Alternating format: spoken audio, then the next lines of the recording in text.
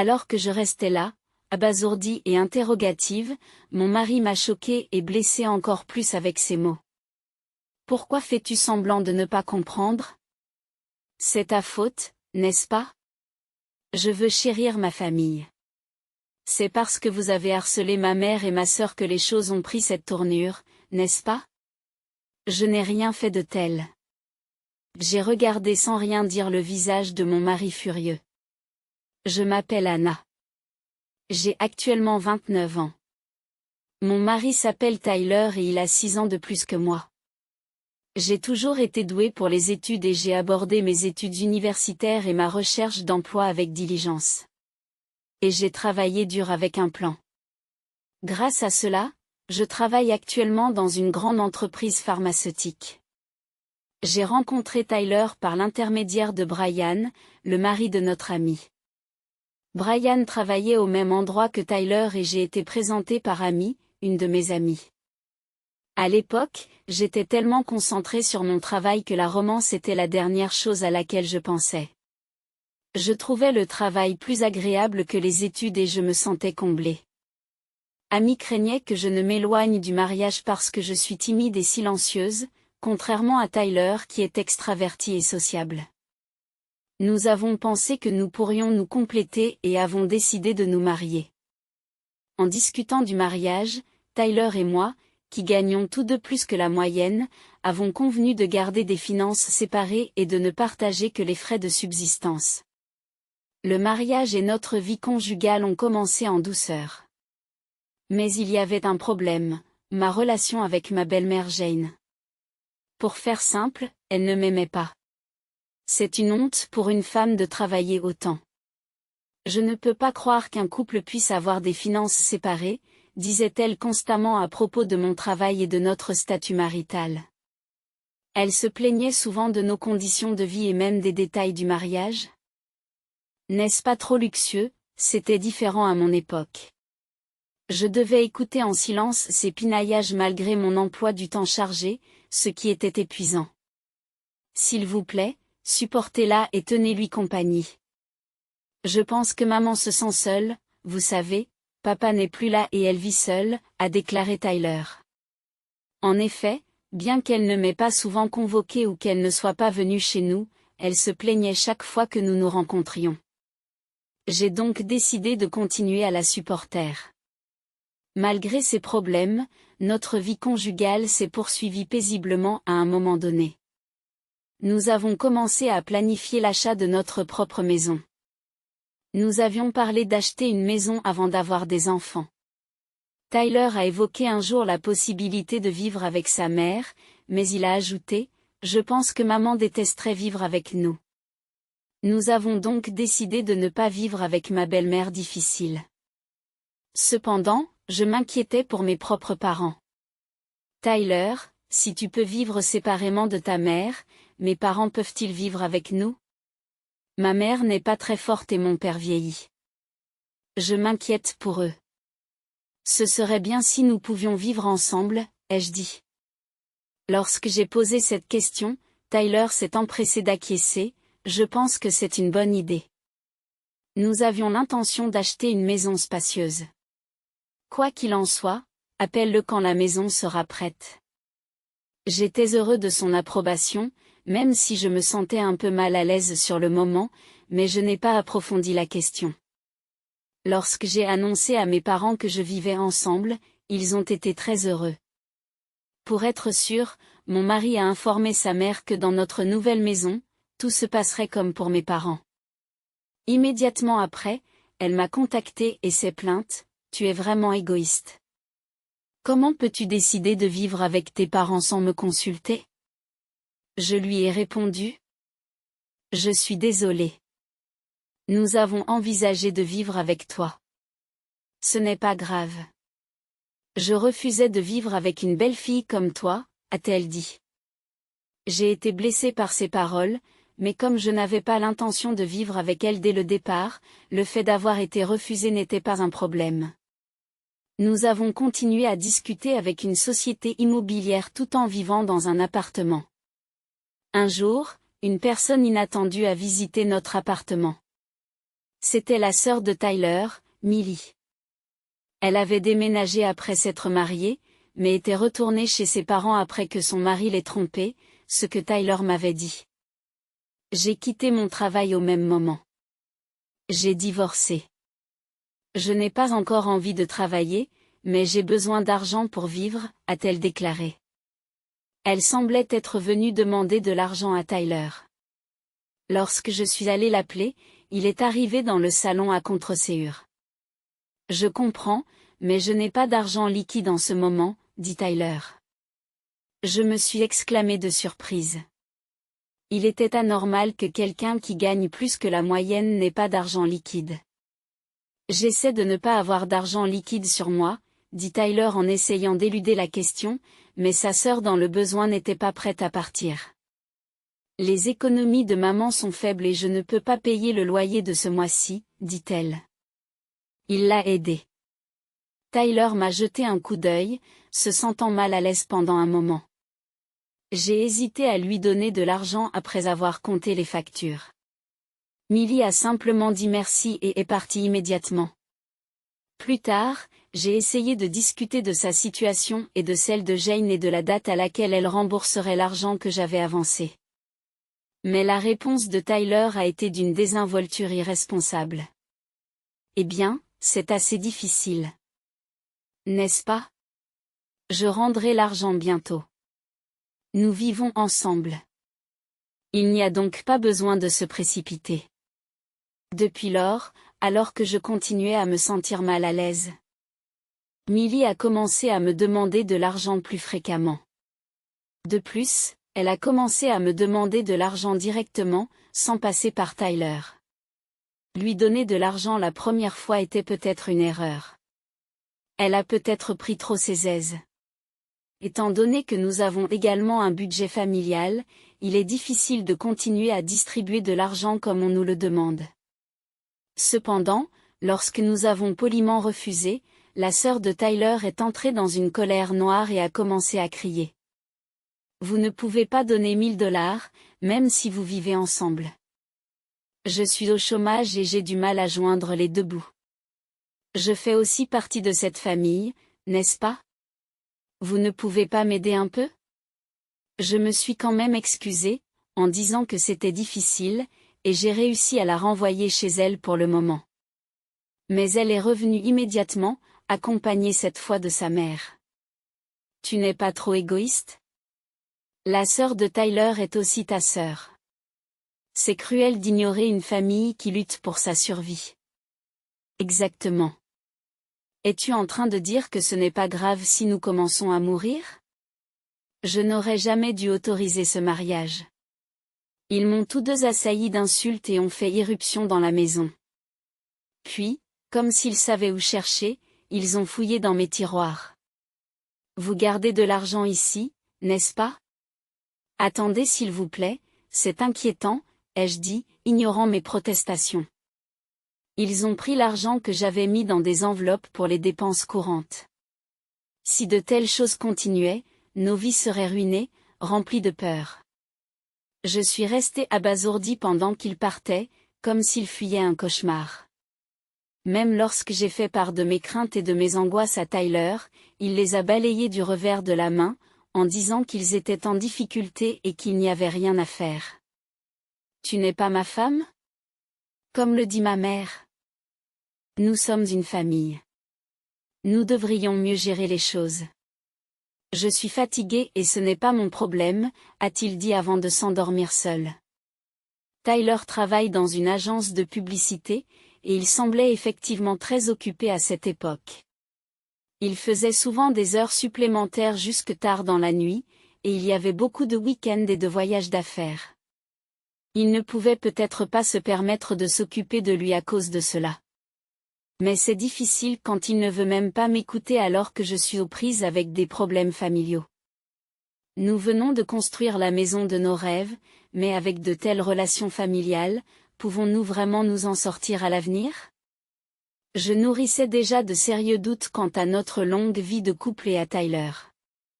Il commençait à passer moins de temps à la maison et nos conversations diminuaient en raison de son emploi du temps chargé. Les soupçons se sont définitivement répandus dans mon esprit. J'ai continué à passer des nuits blanches, pour éviter d'être à nouveau victime d'un vol. J'ai trouvé le moyen de ne pas rencontrer la sœur et la mère de Tyler les jours où elles étaient susceptibles de nous rendre visite.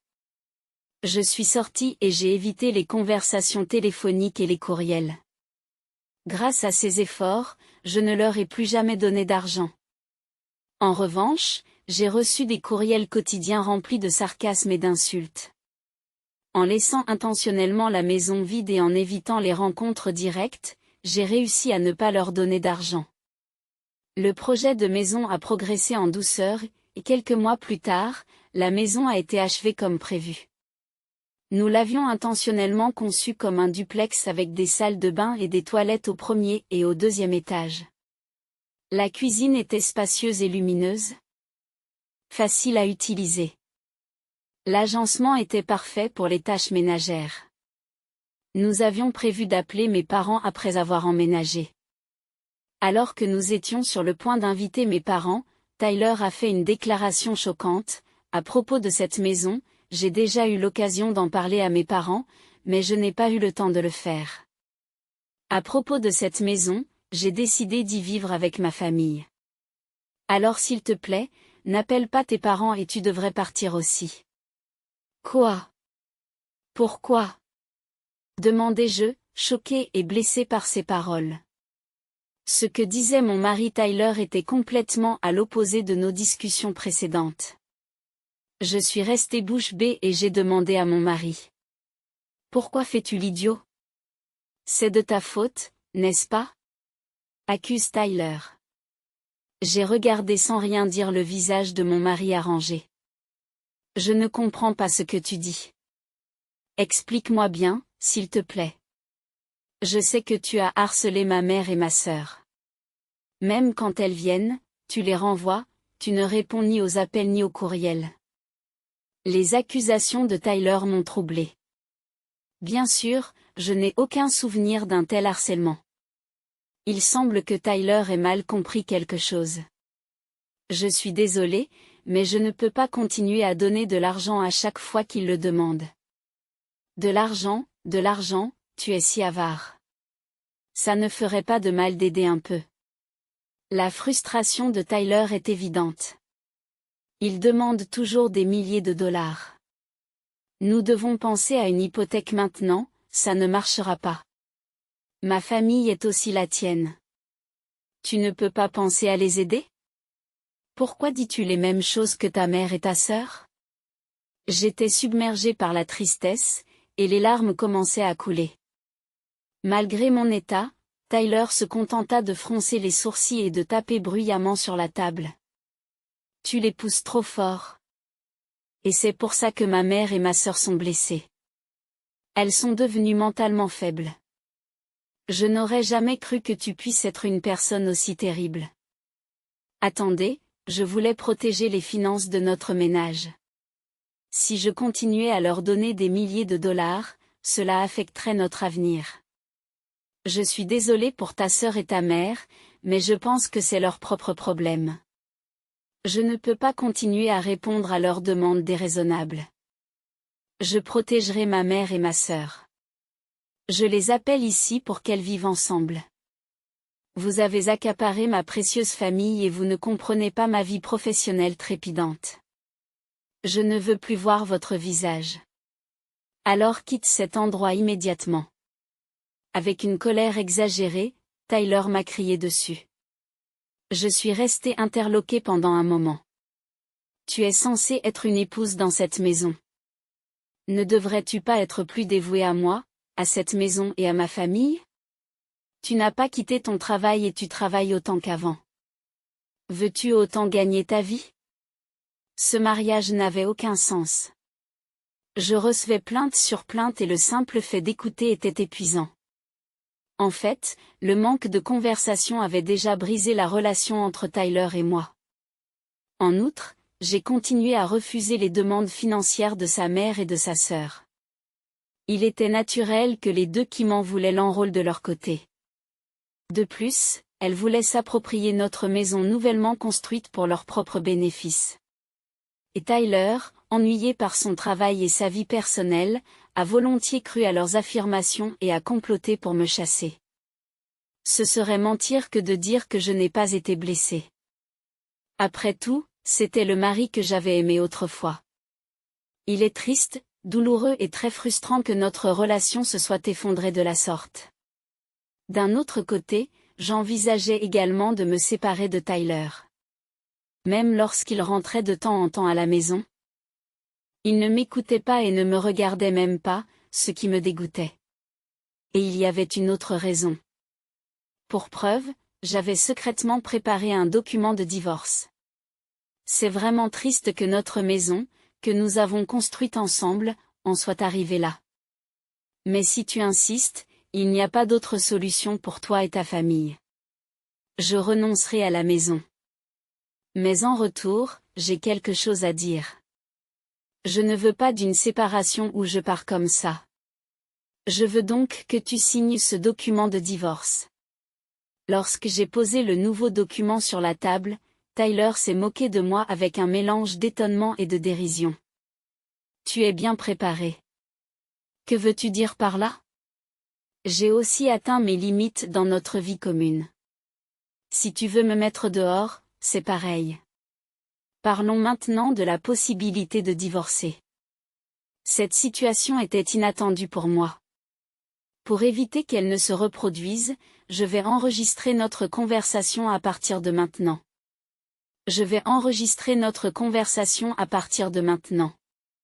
Tyler fronce les sourcils, mais accepte à contre-séure. Ce soir-là, j'ai compilé les discussions relatives au divorce. Comme nous avions des finances séparées en tant que couple, il n'y a pas eu de partage des biens. La maison avait été achetée à l'origine au nom de Tyler, qui continuerait donc à payer l'hypothèque. Une fois toutes les discussions finalisées, Tyler a signé les papiers du divorce. J'ai rapidement fait mes bagages, pris les papiers du divorce et quitté la maison par la porte d'entrée. J'ai soudain demandé à Tyler quelque chose qui me préoccupait, et, à propos de ce que nous venons de décider, n'es-tu pas au chômage maintenant? Es-tu vraiment capable de payer l'hypothèque? Je m'attendais à ce qu'il se mette en colère ou qu'il trouve des excuses, mais Tyler a évité mon regard et a répondu bêtement, « Oh, de quoi tu parles ?»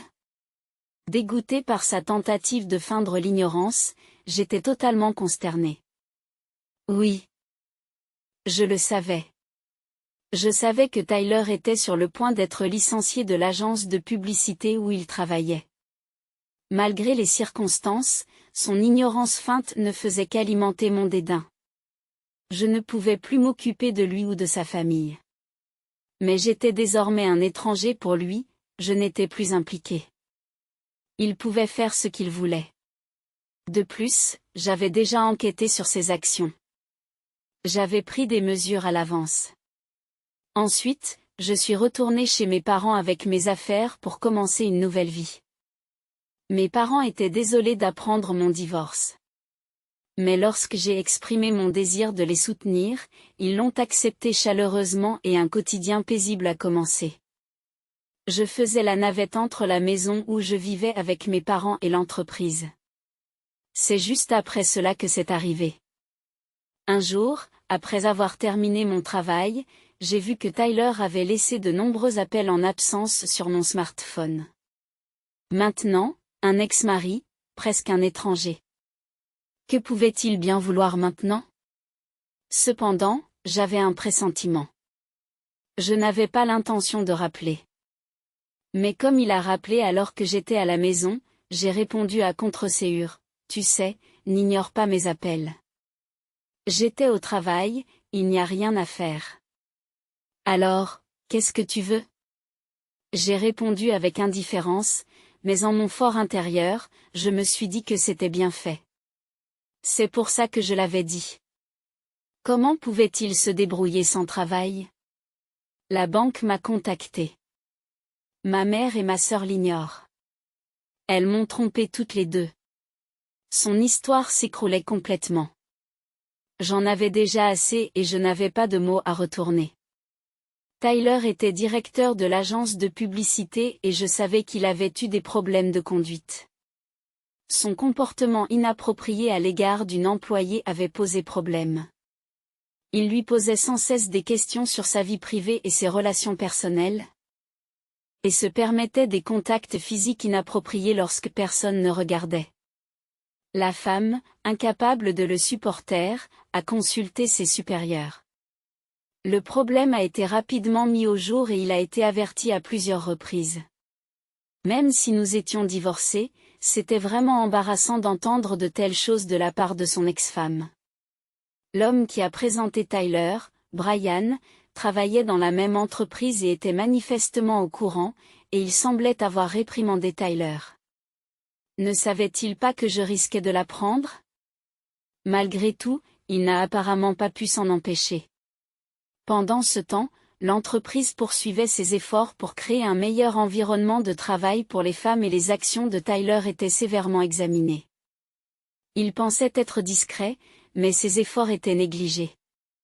Finalement, après plusieurs réunions, il a été décidé que son comportement était excessif et qu'il devait être licencié. Je l'ai appris par ami via Brian et le lendemain de notre séparation, Tyler a été officiellement informé de son licenciement. Le jour où nous avons décidé de divorcer, il avait réagi bêtement lorsque j'avais mentionné son chômage. Incapable d'accepter qu'il était sur le point de perdre son emploi, il voulait le cacher. Je ne vais certainement pas compatir. Mais honnêtement, j'ai commencé à avoir pitié de lui. Je suis troublée d'entendre cela, mais nous sommes divorcés maintenant.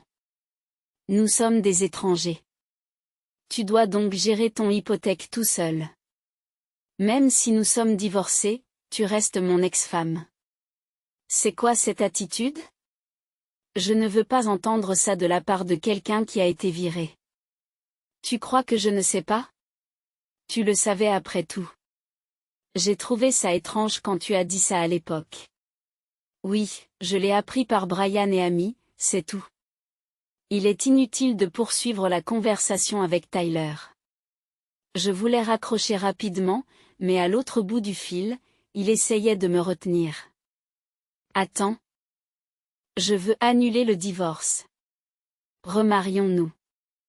Non, pourquoi devrais-je me remarier avec toi alors que tu as déjà pris la maison? Ma mère et ma sœur sont égoïstes. Je vais les mettre à la portée comme ça, tu as mal compris quelque chose. Un malentendu? Qu'est-ce qu'il y a exactement? Tu ne veux même pas écouter ou t'approcher de la maison. J'ai découvert que tu avais même une liaison. Comment puis-je me remarier avec quelqu'un comme ça?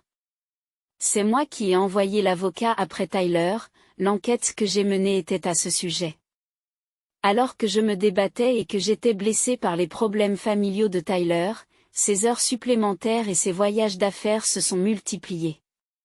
Et il ne rentrait plus à la maison. Me sentant seule parce qu'il n'écoutait pas les problèmes familiaux, j'ai commencé à me méfier de sa vie privée et j'ai engagé secrètement un détective dont les résultats ont été accablants. Il sortait souvent tard le soir et partait en voyage avec une autre femme, qui n'était pas celle qui s'était plainte à l'entreprise. Alors que je souffrais de problèmes avec la famille de Tyler. Il était heureux de passer du temps avec une femme complètement différente. Et je l'ai découvert. J'ai ressenti un mélange de satisfaction parce que mes soupçons étaient fondés, de colère et d'impuissance, et j'ai pleuré toute la nuit. Lorsque j'ai évoqué le divorce en raison de nos problèmes domestiques, j'ai senti que je ne pouvais plus y faire face pour ces mêmes raisons. Juste avant le divorce. J'avais des preuves et j'ai consulté un avocat pour demander une compensation pour son infidélité. C'est un coup monté. De toute évidence, vous voulez juste récupérer la maison, n'est-ce pas? De quoi d'autre êtes-vous mécontente? Quelle carte de vous dit cela maintenant? Les preuves que j'ai laissées à l'avocat montrent clairement votre liaison. N'est-ce pas? Je te dis que ce n'est pas le cas. Dois-je montrer d'autres preuves que celles que j'ai laissées à l'avocat? Il y a d'autres choses qui confirment clairement votre liaison. Pourquoi ne me crois-tu pas? Parce que c'est la vérité. J'en ai eu assez que mon ex plaide pathétiquement son innocence et je n'ai pas pu m'empêcher d'élever la voix.